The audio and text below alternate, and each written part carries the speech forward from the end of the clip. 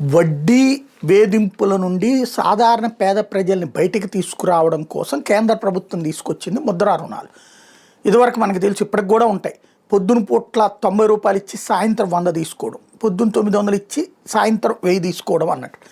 ఇలాంటి వడ్డీల బారిన పడకుండా ముద్రా రుణాలు ఎవరైతే రోడ్ల పక్కన బళ్ళు పెట్టుకునే వాళ్ళు, చిరు వ్యాపారులు, వీళ్ళకి 10,000 నుంచి 5 లక్షల దాకా అప్పులు ఇస్తారు. ఇది తక్కువ వడ్డీకి ఉంటుంది, సిస్టమేటిక్గా ఉంటుంది, కేంద్ర ప్రభుత్వం ఆధ్వర్యంలో నడుస్తుంది. జగన్ టైంలో దీన్ని బాగా ఎంకరేజ్ చేశాడు.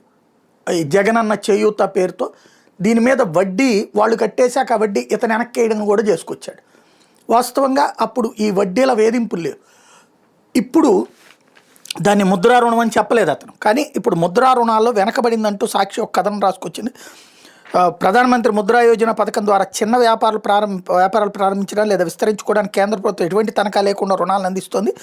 2015 ఏప్రిల్ 8 నుంచి 2026 జనవరి 2 మధ్య 56.31 కోట్ల ఖాతాలకు గాను 37.91 లక్షల కోట్ల రుణాలు మంజూరయ్యాయి. 70% మంది లబ్ధిదారులు మహిళలు కావడం విశేషం. మొత్తం జనాభా ప్రాతిపదికన చూస్తే దేశవ్యాప్తంగా ముద్ర ఖాతాల సంఖ్య 30.88% ఉంది.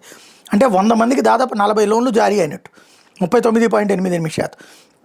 వాస్తవానికి ఇది ఒక రికార్డు. అయితే తెలంగాణలో 21.44%, ఆంధ్రప్రదేశ్లో 21.04% మాత్రమే ఉంది. అంటే ఒక్కో రాష్ట్రంలో 100 మందికి గాను 21 లోన్లే అందాయంటే మన తెలుగు రాష్ట్రాలు ఏ స్థాయిలో వెనుకంజలో ఉన్నాయో అర్థం చేసుకోవచ్చు. అదే పొరుగున తమిళనాడు, కర్ణాటక, ఒరిస్సాలు జనాభా ప్రాతిపదికన అత్యధిక ఖాతాలతో టాప్ 3లో ఉండటం గమనార్హం. టాప్ 10 జాబితాలో కూడా తెలుగు రాష్ట్రాలకి చోటు దక్కలేదు. ముద్రా రుణాలు విరివిగా లభిస్తే డైలీ నకిలీ ఫైనాన్సులకు అడ్డుకట్టబడుతుందన్నది జనం మాట. కనీసం 5 ముద్రా ఖాతాలు లేని గ్రామాలు వేలాదిగా ఉన్నాయి. కేంద్ర ఆర్థిక శాఖ నిర్దేశించిన లక్ష్యాల మేరకే రుణాలు మంజూరు చేస్తున్నట్టు రాష్ట్ర స్థాయి బ్యాంకర్ల సమావేశంలో బ్యాంకుల ఉన్నతాధికారులు తేల్చి చెప్తున్నారు.